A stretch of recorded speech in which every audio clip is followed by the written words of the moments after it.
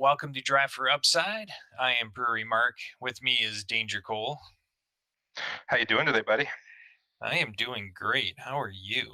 You know what? I have kind of a half day off, and that's exhilarating sometimes. Oh, that's awesome. Yeah, I'm sure you're tired of having days off. never. I'm just tired of having no money. True that. True that. So there was some big brewing news recently. I don't know if you're following along with the Miller Coors and Pabst Blue Ribbon controversy. Yeah, I saw that the other day where Miller is dropping the Pabst contract brewing, which will essentially put them out of business. Yeah, it's looking like that. Obviously, the Pabst lawyers are going to fight and dig in and try to preserve it. But I mean, they have a 20-year contract. It's up, and I don't. I mean, I'm not a legal expert by any means, but I don't see why a independent company that had a contract that is expiring is going to be legally required to continue to do so. So I don't know. Yeah, what it sounds like is Miller Coors. Obviously, the mass beer brands are taking the biggest hit of the beer industry slowing down. Um, and some might argue the only reason why the beer industry is slowing down is the loss of the major brands, right? Right. Um, and Miller Coors needs to preserve its own brand. So why would they continue to waste time and energy brewing a competitor's brand at a break-even price? Well, right. And the Pabst stuff they are kind of the hipster hipster brands right now, right? It's all the nostalgic brands, and Yeah, they're absolutely. and Pabst is actually growing Right. in What is market share. So I mean, if I was Miller, I would say we're not renewing this contract. Oh, absolutely. And I'm a big PBR fan. It was my original beer. It's very nostalgic to me, and I love that brand and Hams and Black Label and all those other ones that they do. You know, I'd rather drink those over a Miller Bud Coors product any day of the week. Yeah. But I'm kind of on the side of Miller Coors here. If you had the ability to knock out one of your competitors because you're the one that brews their beer for them, would you not take that opportunity in today's climate? I mean, I would. So they're basically what they're doing is they're asking PBR to go from like $18 or $19 a half barrel to $45 a half barrel, effectively tripling the cost of PBR to produce their beer. And they make so much beer that the only other brewing capacity that could handle their product is Budweiser, and Budweiser does not do contract brews.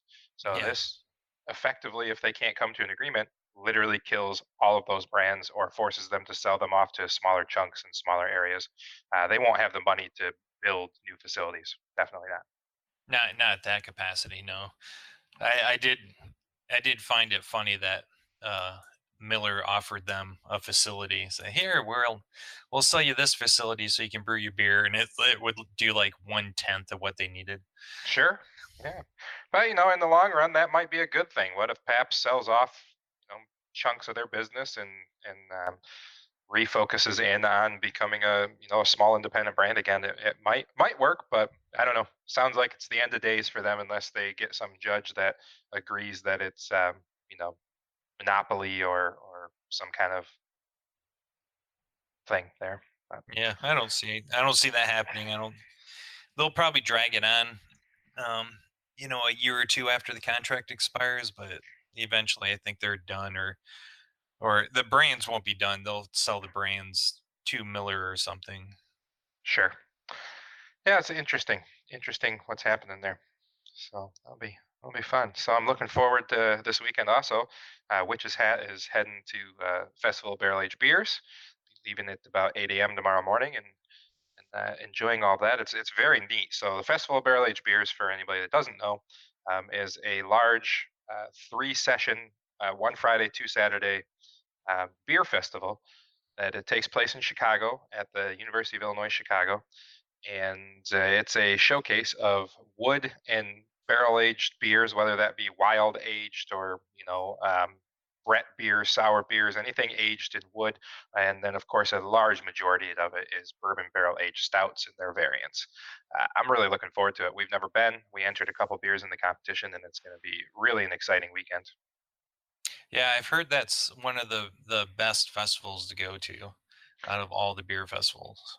Oh, it's fantastic. I mean, it's a highly priced one. I wanted to say it was like $85 a ticket to get in as a general consumer, which is high, but the price point of all the beers you're going to be able to try are the highest of the high in the industry. So when you think about the value that you're getting to try all these very sought after, impossible to find beers, it's really not that bad. But it's very cool. They do a good job. So they even offer to send kegs for you to fill if you're out of state and you don't distribute there. And just one way keg fills, which was awesome. They do all the setup. They use all their own equipment. They use all their own volunteers. They make all the signs for you. It's really just an awesome operation. And the only thing that you have to do to participate is enter beer into their competition, and that gets you in the door if you're accepted. And then you just have to show up and represent your brand. And they have a barrel aging seminar for 2 hours with some of the leaders of the industry that's going to be taking place uh, there at the facility. And then they're doing a brewer's reception at Goose Island's Brew Pub. It's just really a class act. They've got hospitality zones for all the people during the sessions. They organize the taco party Friday night and a brunch Sunday before you get out of town. It's just it's going to be Wow, awesome, I'm gonna have to go next year. right? Yeah, it's so much fun. So I'm really looking forward to that. We entered our Trax Night Fury and our Rye Whiskey Night Fury, our bourbon barrel aged imperial stouts. So it's going to be fun to find out if we can get into that placement. Are you pouring at the show itself? We are. That is a requirement of getting invited. So you basically join a waiting list, and they select the people to participate, and then you can enter either one or two beers. And part of it is you also have to send those beers in enough quantity to go to the festival. So it's a requirement to be in the festival is to have beer in competition there. Okay, So and vice versa. If you send beer for competition, then you got to send beer for the festival. right. So it's fun. I can't wait. Very cool. Very cool. Okay. Well, how'd you do this week in your seasonal leagues there, Mark? Have you given up completely? Um, I had a horrible week. Um, lost in 2 out of 3 of my seasonals and lost all my DFS uh lineups, but just barely. It's like you know, s- 7 of 8 players I nailed, and then one player is a goose egg, and I miss out on cashing by 2 points. Right. So frustrating. Yeah, I got absolutely shredded in DFS. I took nearly last place in every single contest I entered, even the cash double ups. It was absolutely brutal. I put an unfortunate amount of faith into Cam Newton and crew, and they got absolutely blasted by Pittsburgh. Yes, they did. Did not see that coming. Yeah, I used Cam Newton. I used Philip Rivers. Both of them did nothing for me. I was highly invested in Kareem Hunt. He did nothing for me. I was all about Traquan Smith with Des Bryant being injured, and I thought there was just nobody else going to be there because Cam Meredith was injured. Des Bryant didn't show up. I mean, they had nobody. He didn't even get a single target in that game against Cincinnati. But if you recall, I told you my main dude in that game was going to be Michael Thomas, and he absolutely blew it up. Yeah, and I threw him in a lineup Mhm. just because you said that. Of course, I didn't pair him with Breeze. Sure. Yeah, and Breeze tore it up, and also Aaron Jones. I mean, he really tore it up against Miami. He was in my flex spot in a bunch of our leagues that we put together. I just couldn't get anybody else with him. I had the Rams defense against Seattle. They got torched. My cheap plays were Christian Kirk. He got torched. T.Y. Hilton, the Indianapolis, didn't do anything. So basically, I got Aaron Jones right and Melvin Gordon right, and everybody else just kind of shit the bed for us. Yeah, and that was kind of the same thing for me. Is I had my best lineup was Aaron Rodgers, or and Melvin Gordon, but Kareem Hunt I had in that lineup didn't do anything. T.Y. Hilton didn't do anything. Deshaun Jackson didn't do anything. Right. Well, my seasonal leagues though, I really kicked some ass. I only had 1 out of 6 teams fall on their face, and I lost the other game So I lost 2 games. I lost the other game because Zach Ertz in a standard Yahoo PPR league freaking put up 40 points, and I lost by 6. So even if Zach Ertz would have had a 30-point game, I would have won. But the dude had to put up 40 points. I had George Kittle remaining. Kittle had like 8 catches for 79 yards or something like that at halftime. And I was like, this is great. I only need like 7 more points from him. I need 3 catches for 30 yards. I got this, or 1 touchdown, no problem. And then the dude was shut out the second half, absolutely shut out, which is shocking to me because the Giants are not well known for changing their game plan much. Yeah, yeah. That was crazy. That was a crazy game. It was fun to watch. I mean, I don't know what the coaching staff of the 49ers was doing, to be honest. I mean, I'm happy they were in the game. I have no expectations for them on the year after Jimmy Grapes and McKinnon and everybody went out. But I really thought they would win that game. In the week before the Thursday night football game, Mark, I mean, they had what, 9 sacks, 10 sacks? They went Yeah. crazy after the quarterback. The Giants have maybe the worst offensive line in football. They only did one blitz the whole game, and on that blitz, they got a sack. They didn't blitz at all the rest of the game. I don't know what they're doing. I mean, yes, you have to cover, Odell, and you have to cover Saquon Barkley. So you got a couple of spies out there. So it's more difficult to blitz a team when they have studs like Barkley and OBJ. Absolutely, I get it. But only one blitz against the worst offensive line in football. Come on. Yeah, it looked like to me they were hoping they could get through that bad offensive line without having the blitz, but then they didn't adjust when they couldn't do it. Right. Absolutely. And yeah, I don't have anything else to say about that game. I was so sad. I stayed up. I thought we had it, and then that final drive, they just made mistake after mistake after mistake, and let the Giants get right into field goal position. And then instead of locking them up there, they played some more preventish style defense and let them get right down and score, and then they couldn't come back.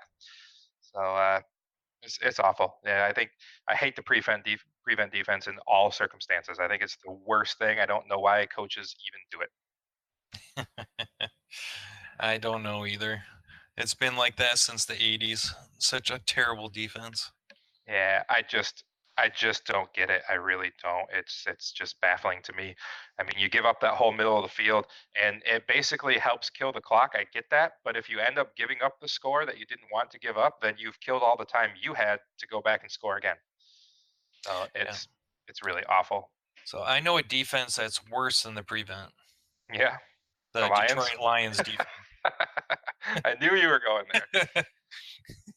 Uh, they're so bad. They're so bad, and So that was I one of our picks we got wrong. Allen Robinson went off. He sure did. As I thought, you know what? This guy Slay's going to match up on him, and they're going to run the crap out of the ball. They didn't run the ball at all. Between Howard and Cohen, they had like 45 yards rushing. I mean, they didn't run the ball even a little bit. It was all passing all the time. They moved Allen Robinson around that field like he was freaking Antonio Brown. I mean, they were putting him on different matchups. They were keeping him away from Slay, and then anytime that he was on Slay, they just targeted Miller. I mean, Miller had Well, what, four Slay was catches, out. 110. Oh, was he? Yeah, Slay was out. So Well, he I'm guessing their game plan was, oh, there are only good defensive players out. you're right there. There you We're go. just gonna throw all over them. It's insane. It's insane how much they scored. I mean, I was just looking at those stats. I only saw about half the game, and 6 catches for 133 and 2 touchdowns to Robinson, and then Miller gets 5 for 122 and a touch. I mean, that's it's crazy. So they didn't do anything I was expecting him to do. I thought it would be heavy run load with Howard, and I think everybody did. And I thought it'd be heavy targeting Trey Burton because the Lions suck against the tight end. They didn't have to do either of those because Miller and Robinson apparently were open the entire damn game. Yeah, yeah. The Trey Burton one disappointed me because I he was my primary tight end. He was in 99% of my lineups. Yep. He was so cheap and against a terrible defense, and he only got me See, like 2 points. you can't count on the Lions and you can't count against the Lions. You just I got to know. avoid the game from now on. Just don't touch it. Well, they get Cam Newton this week, so I'm going to load up on Carolina. Absolutely. So I was very emphatic that Julio Jones would score again, and he did. So I'm happy about that. I was very emphatic that my boy Keenan Allen would get in the touchdown for the first time in since week 1, and he did. Yep. That was pretty awesome. I enjoyed that.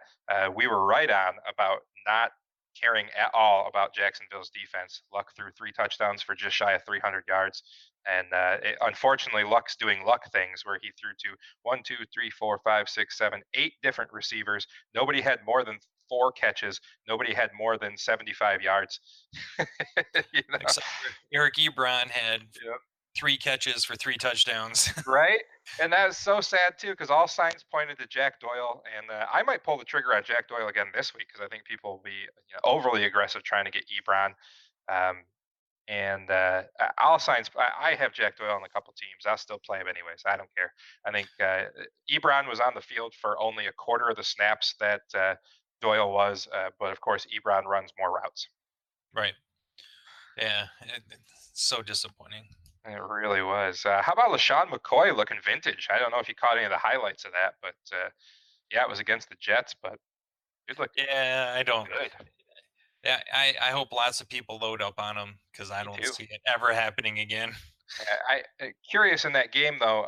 Robert Foster, a guy they were high on in preseason, kind of blew up here with 105 yards. Didn't get in the end zone. Zay Jones being targeted 11 times in the game. I mean, is it time to go ahead and take a shot on Zay Jones? I mean, he was highly touted this offseason, and they like him a lot. I don't know. What do you think? Nah, I mean, maybe if you're doing a keeper league or something, you might want to stash him. Sure. But as far as like season long or DFS, nah, I'm still avoiding all these players.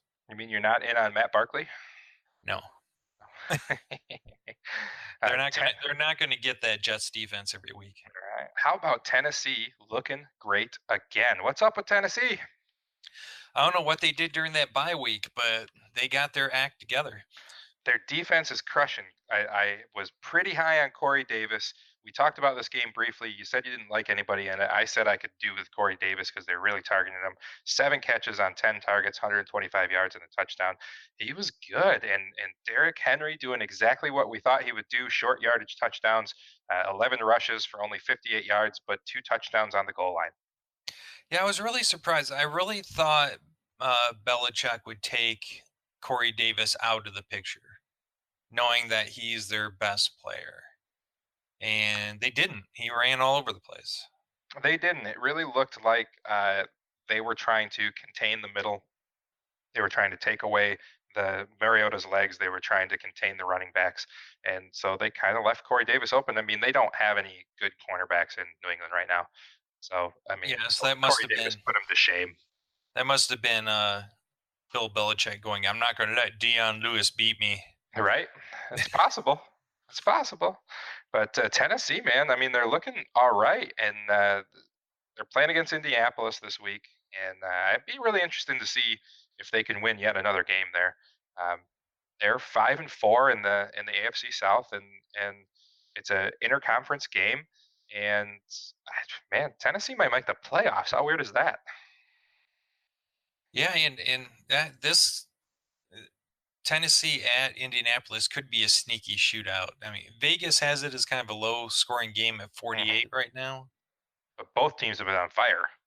Yeah, but it's the odds are even. I mean, the market's currently -2 on the Colts, but that I bet you that gets to half a point or dead even by the time the game rolls around. Yeah, it's possible.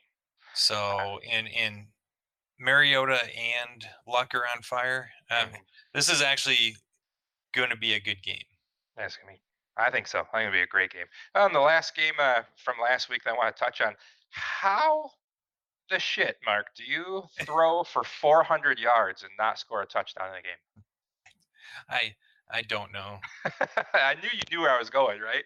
How the hell do you throw 400 yards, not get a touchdown? How do you throw 400 yards and only score like 17 DFS points? Uh, You throw 2 interceptions. 400 yards. That's insane to me. But that puts us as what, third or fourth 400-yard game of the year? Yeah, and if he would have had just one touchdown, he would Hmm. have been perfect. Absolutely. I would prefer it to Deshaun Jackson, but Absolutely.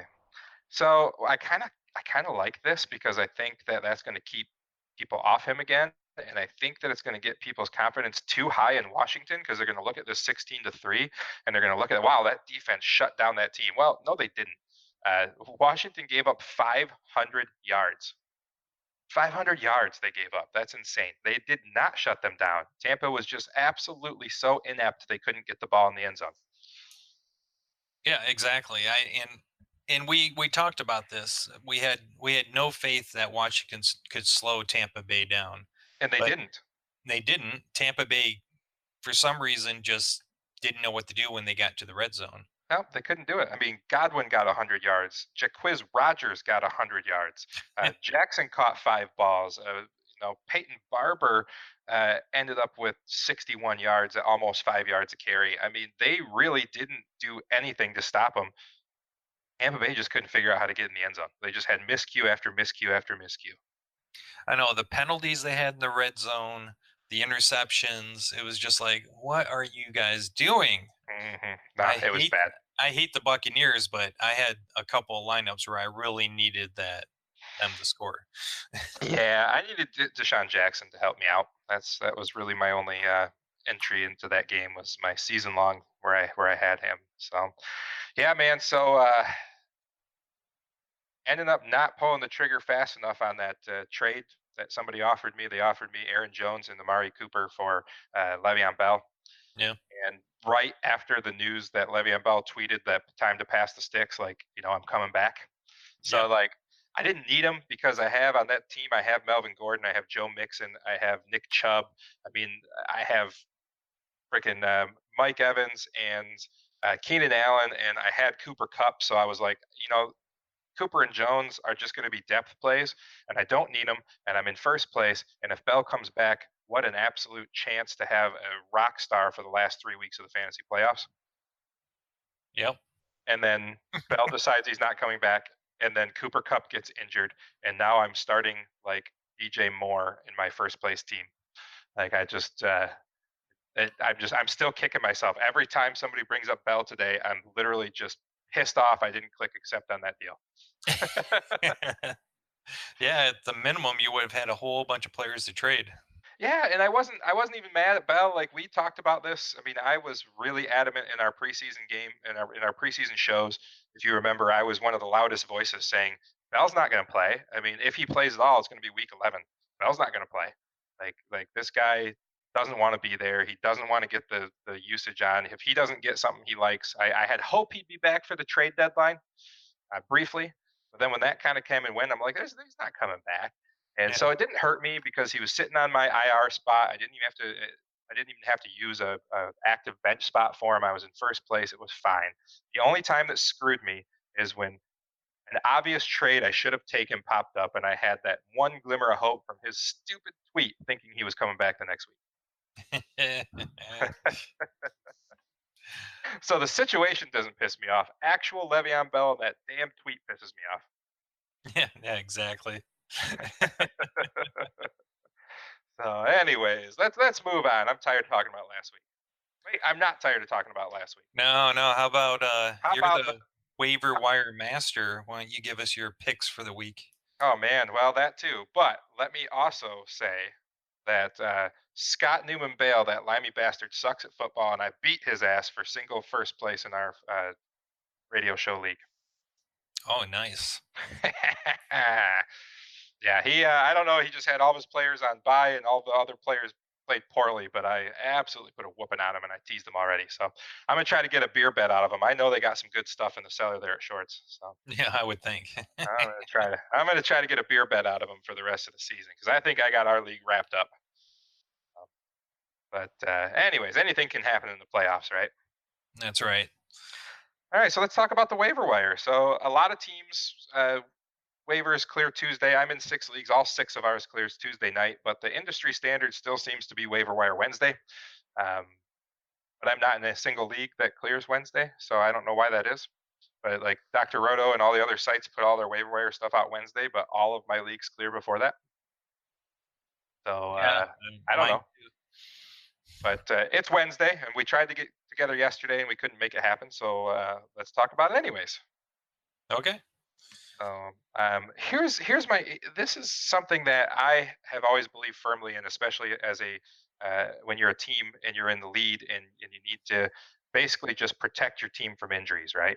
So I'm in first place in a couple of leagues, and so I was actually pretty happy. I think it was Mike Clay I was listening to on Sirius XM, which yeah, not my favorite guy out there because he does all stats, which is very useful, of course. But you and I are kind of play by the feeling, play by the cut guys. We're not big stat guys. Right. And so I kind of get bored by his stuff because it's just stat after stat after stat after stat. And I know there's guys out there that geek out about that. I know like the Stratocasters and the sabermetrics guys in baseball, like cool, right? I mean, lots of great information out there, but I've always been a play by the gut kind of guy. But one of the things he said was so smart. If you're in this position and you've got clear starters on your team, which if you're in first place in your league, you probably have clear starters on your team. You're probably not juggling between four or five wide receivers every week trying to figure out which one's going to give you the best score. You probably have a pretty set lineup, right? Yes.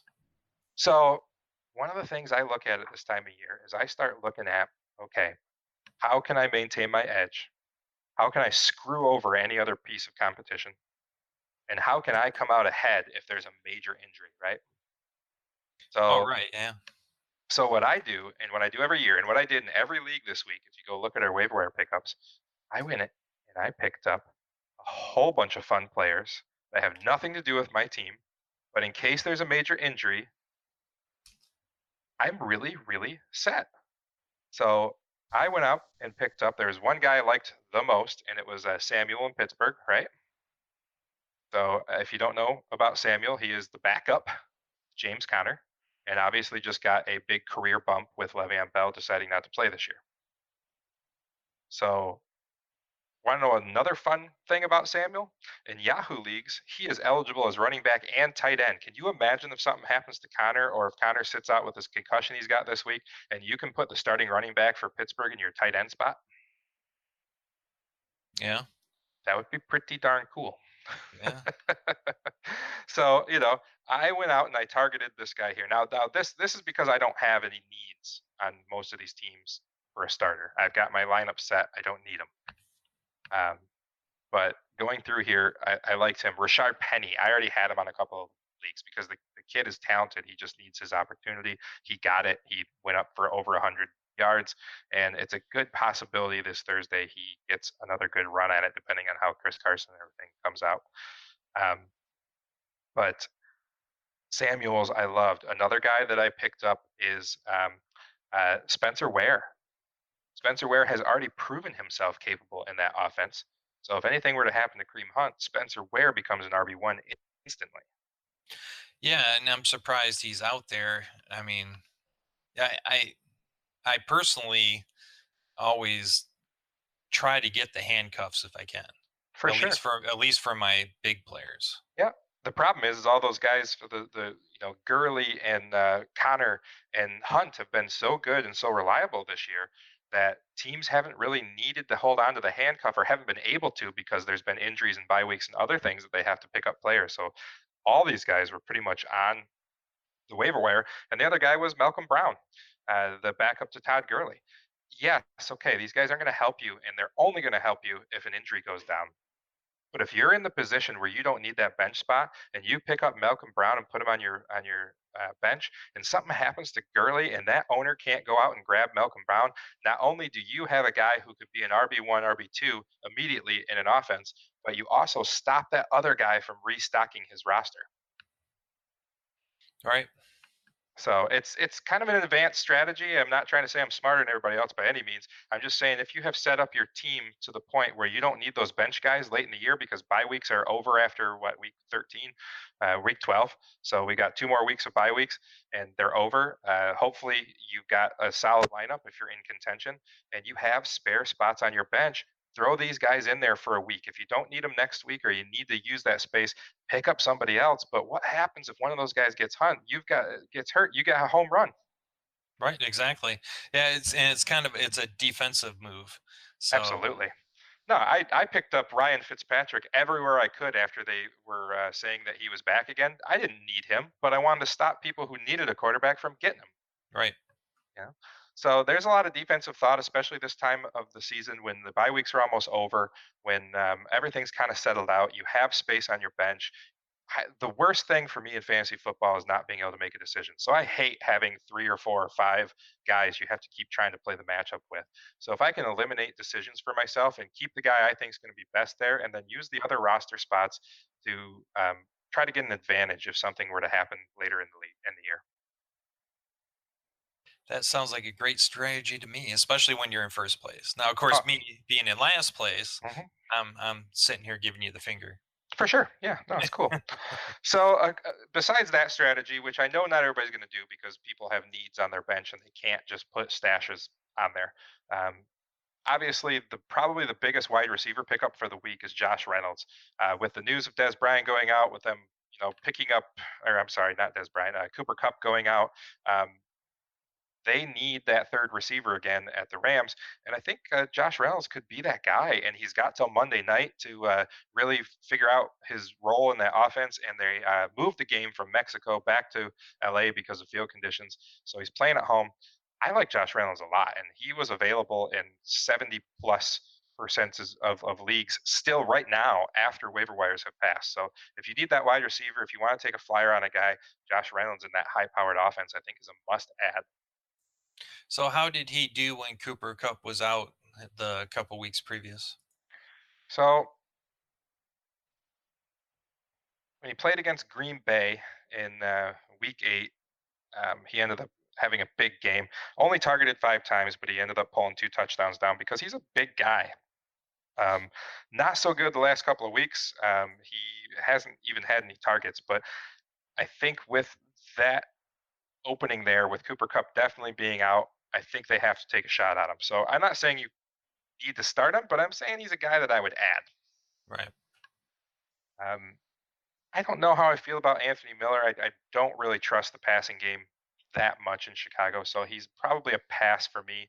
Their their matchups get real tough too. They've got Minnesota. The Giants actually do a pretty fairly good job. The Rams do a decent job um, for the next few weeks. So I'm not a huge Miller fan, but he's the number two in that offense, and you could give a shot on him. Derrick Henry obviously probably is going to be difficult to pick up. He was owned in most leagues anyways, and if he wasn't owned, he's going to be owned with his 2 touchdowns. Um, Corey Davis, I love him. If you were in a league where he was dropped, God bless you, because he's 87% owned. But I've seen him out there. In one of my leagues, he was out there. I tried to get him. I didn't have a high enough priority to grab him. Um, I don't know. There's a couple other guys in there. I mean, I'm not interested in Brandon Marshall. Are you? Even though he's going to be the number three in New Orleans, I just don't know if he's got it. No, no, I think he's done. Yeah, I'm not a big fan there. Kiki Kuti is expected back this week. If he was dropped in your league, I could see him. He had a role there, and I don't think it changes that much with them bringing Thomas over. No, he's a solid play. I would play him as a number three receiver for sure. Yeah, I mean, I think he filled that Will Fuller role well when Fuller was out, and he comes back to no Fuller, and he comes back to two guys on the outside demanding coverage. So I think he's going to be a pretty popular slot option, and he's still a speed guy. I like Kiki Kuti a lot. I picked him up Yeah, while he was injured and stashed him in a couple of leagues because I think that the addition of Thomas actually helps him a lot. I agree. Allen Robinson was out there in a handful of leagues, not in any of mine, but he is a huge waiver wire pickup this week. What do you think about Mariota if you need that last, bye week fill in? Oh, absolutely. He's on fire right now. I'd ride him as long as you can. Yeah, I like Mariota a lot. I think he's going to be fine against Indianapolis. He does play Houston the next week, who's been a little tougher, but he gets the Jets after that. So that should get you through bye weeks if you need him. The other guy I like a lot is in Cleveland there, man. Um, our boy in Cleveland, I think he's going to be another guy that can get you through the last couple of bye weeks. Baker Mayfield. That's our guy. Yeah, actually, I started him in the one league I won this week. So Yeah, and their next couple of weeks is a cakewalk over there. So I highly endorse that, and he might even be an option for you if you're having to play the matchups. If you have quarterbacks that struggle. So if you're using like a Cousins or you're using Alex Smith right now, he could just be your starter. I agree. Further down the list there, Doug Martin looks like he's kind of on a roll a little bit the last couple of weeks. He's got Arizona, which is a nice, easy matchup. Baltimore, not so good after that, but he plays Kansas City in Week 13. If you're looking for somebody to help get you a spot here or there, um, other than that, I think that pretty much sums up my waiver wires. Yeah, pickings are getting thin. It's late in the season, That's another reason why I like taking the shot on these backups nobody else is holding on to.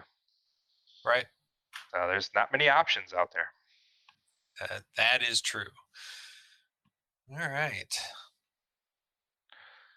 So we'll talk a little bit about Thursday. News for everyone. We are going to start broadcasting on the Legend Sports Network, which is a group that's been put together by Lenny Melnick from Lenny Melnick's FantasySports.com, and we're going to resume our 7 to 9 p.m. live shows. The station's in beta mode, but I believe you'll still be able to go listen starting next Thursday. Yeah, you'll be able to listen live. You'll be able to call in, and there's a live chat room. Yeah, all things that are good. Yeah, So it should be super interesting. We're self-producing the shows, but we have support from the network. I'm excited. The network's expanding fast. They're adding shows like crazy. I believe the official launch is February. Um, yep. but hey, we're here for the testing. Yeah, it'll be fun, and we'll hopefully have the more content on our webpage. We'll have more content being done on Facebook. We're looking for some people to help out here and there with various other sports. We've got Adam White crushing golf for me. So I took the article from Adam White that we posted last week on the webpage, and I slapped 6 players together from his list, and all but one made the cut, and I had the winner, Matt Kuchar, that we were all super excited for, and 2 other guys that were trying to get it. So I did a $3 double up, and I took third place and got $6 from that, and I played a large field GPP and won $2 off of that. So even with one guy missing the cut, the rest of the picks were so good that I doubled my money in golf, and I don't know anything about golf. So kudos to Adam White for really putting a nice piece together, and he's working on the next one for this week, which should be out in short order on Wednesday today. Nice. Yeah, he's doing a great job on it. Yeah, and now with the ability to call into the live show, hopefully we'll get some talk from him. Of course, the Thursday show won't feature much golf because golf starts Thursday mornings. But look out for our own podcast besides the live network stuff, where we might start doing Tuesday recaps and talk about golf and hockey and other sports. Yeah, we'll still be doing podcasts like this. We're just going to move to a. We're going to be on another network with that live show, so we'll still have lots of content out there. Absolutely. So I'm not sure what's going to happen with that network, but it sounds fun and exciting, and I'm glad they're giving us a shot, and I hope it all works out. Well, with Lenny's backing, I think it'll do pretty good. Yeah, I think so. It's only going to add to a new audience of people that can hang out with us idiots who have no idea what we're talking about. So Exactly. I love it. So Thursday night preview, man, we got Green Bay at Seattle. Um, what's the stats on this game, Mark? Oh, we have an over under of 49. We have surprisingly Seattle favored by 3. Well, Seattle's been pretty good lately. Their running game is really kicked up a notch, which helps because their offensive line plays terrible. So they need that distraction to give Russell Wilson a little bit of time. And it's in Seattle, which is one of the few locations where it's an automatic 5-point swing to the home team. For sure, and it's difficult to go from east to west. It's it doesn't maybe seem like it to anybody, but the stats totally back it up. It is very difficult to go from the East Coast and go play out on the West Coast, especially on a short week's rest and playing Thursday night after just coming off that game Sunday. Yeah, so this will be an interesting game. So we have Green Bay has the fourth overall offense, the fifth fifth best passing offense. And Seattle is. Where are you, Seattle? They are middle of the road in defense. Hmm. So on paper, this should be all Green Bay, but you're coming into Seattle. Right. Yeah, 23rd again, 23rd defense and 23rd passing defense. So Hmm. yeah, this should be an all Green Bay game, but like you said, Seattle, what they're doing is they're running the ball well, which means they're slowing the Hmm. pace of the game down, which Hmm. Green Bay plays a high pace game. So Seattle slowing it down is going to limit Aaron Rodgers' chances of scoring touchdowns. Yep. And if they're able to hang onto the ball, play methodically, and score a couple of times, Seattle could win this game. Yeah, and you know what? I might shock you here, but do you know who my favorite captain spot play in the showdown is this week? Hmm. Penny. It's not Penny. I have no faith whatsoever that Penny will actually repeat what he did last week. Because it's Seattle. Every time, like every time Mike Davis would have a big game, they'd go right back to Chris Carson the next week for no apparent reason, and Right. then Chris Carson would have a great game, and then the next week it'd be the next guy. It's just that I have no faith in them. Um, you know who says he's healthy and past his knee injuries? Oh, Baldwin. Doug Baldwin. He says he's past his knee injuries and he's healthy and he's ready to go. The Green Bay secondary is not good. Baldwin has the potential to be a top five wide receiver every year. The guy is immensely talented, and Wilson loves throwing him the ball. People are going to be off him because he's had a terrible year. I am all about Doug Baldwin in that captain spot. Yeah, that's a very good pick for that. Yeah, I like it a lot. I mean, he's only averaging 7 points a game uh, with these guys, including only 8.9 last week. But with him coming out and really saying for the first time this year, "Hey, I'm healthy. I'm ready. My knees are fine." They're going to need to pass the ball. They don't. They the Green Bay's defense can't stop the pass. Any better than they can stop the run. I guess they're just not a very good defensive team. But I think Wilson's going to trust him this week. I think he's going to throw the ball a lot to him, and I think that they're going to play from behind because I think Green Bay is going to come out slinging. So I like Baldwin a lot this game. Yeah, I like that call too, and that's a great way to stack Russell Wilson into it. Yeah, absolutely. So I have no faith in either defense. I can't play either defense in the showdown. Yeah, that's a tough one. Because you gotta have one cheap player somewhere. So do you play Janikowski or Crosby? I mean, the the implied odds are saying there's going to be a couple field goals somewhere. Sure.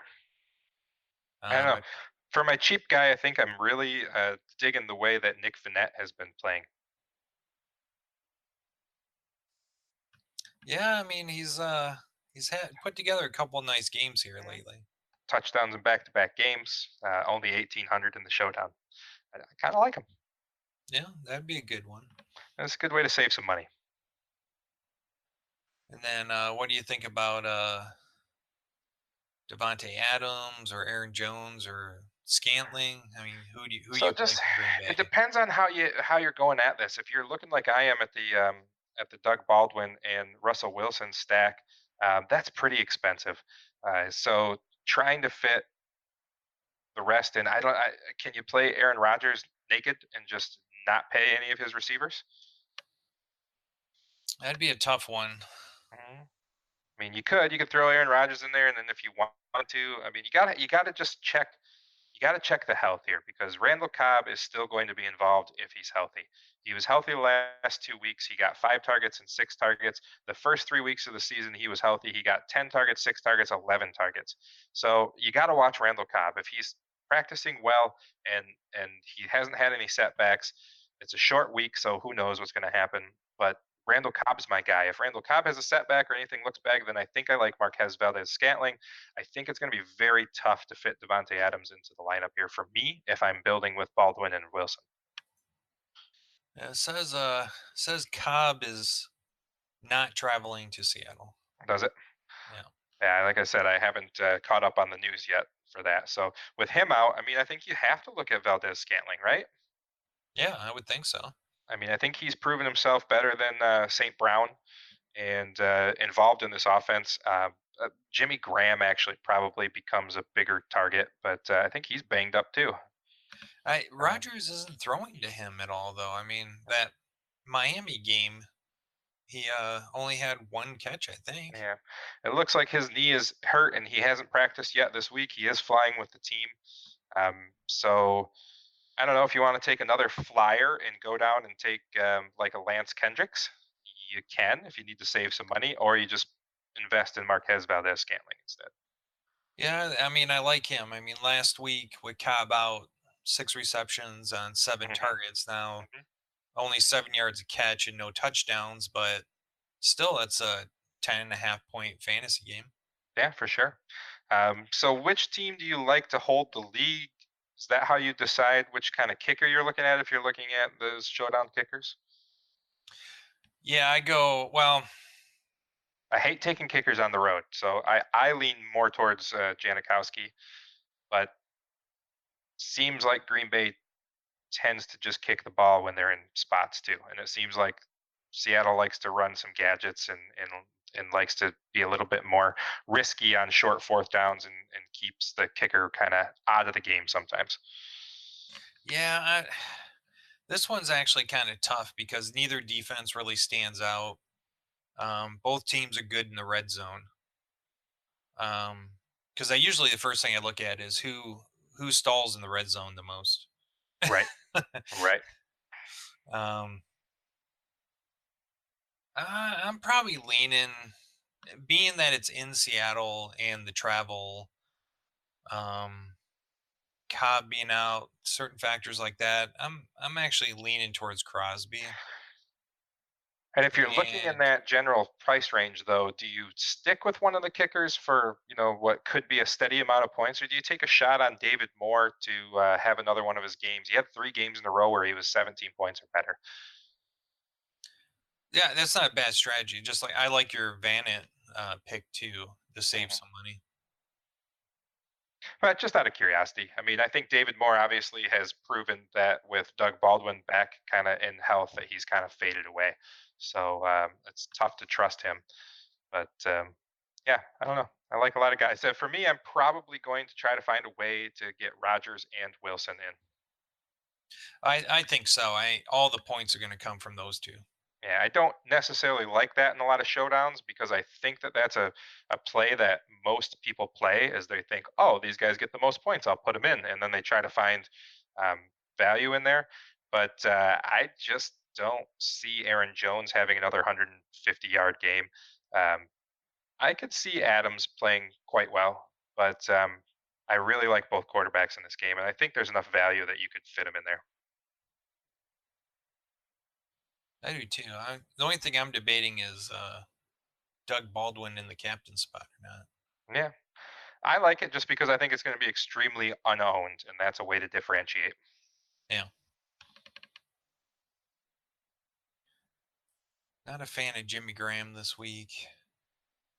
Yeah, one reception, one target for 14 yards last week. Hmm. I mean, if you have a thought that Rashad Penny can do it again, his price is very cheap, but their other guys are getting healthy, and there's 3 guys to run the ball with, and their coach just loves spreading the ball around in the backfield. He is not a one running back guy. Right. Yeah, and Carson will be back this week. Full practice yesterday. So Carson will be back this week. So I lean towards Carson more. Hmm. Rashad Penny. He had a really good game though. 12 for 108, a 9 yard average and a touchdown. Hmm. Wow, man. Seattle has all these players and Pete Carroll doesn't know what to do with them. Nope, nope, he doesn't. I mean, he's trying to protect them. They've had a lot of injury problems, so I think he's trying to spread the carries around. I get what he's doing, but sometimes the guys are talented and they just need the ball, and I think that's Rashad Penny. I think he just needs the ball. Yeah. All right. Well, that's really all I got. I mean, I like a lot of different plays in the showdown. The Probably the cheap guys I like are the tight ends. I like Nick Vinette and I like Lance Kendricks. Hoping that Jimmy Graham either is just ineffective or doesn't play or is a decoy. If you're going to go super cheap. Other than that, I like the big names. So fit what you can in and go from there. Yeah, that's the tough part, fitting everybody in. Well, I don't have much anything else, my friend. So check out the webpage soon for the golf, and we'll go from there. I don't know if you're around a little later, Mark. It sounded like Adam was willing to do like a 15-minute breakdown of golf with you if you wanted to get him involved. Um, but Yeah, we can do that. we'll play that by ear. If we can get the Skype and Mixler working, maybe we can have him call in. Yeah, we can arrange something. That'll work. We'll see what we can do. All right, brother. Well, thanks, man, and I'll have fun in Chicago without you. I bet you will. And we'll do another podcast probably next Tuesday or Wednesday together. Oh yeah, yeah. We gotta. I'm gonna have to do a solo preview. For sure, and I'll send you some thoughts, and I'll send you some players that I like, and you can use that as well. Okay, that sounds good. All right. Visit our sponsor, imabeerhound.com. And thanks for listening. We're Draft for Upside. We'll talk to you later.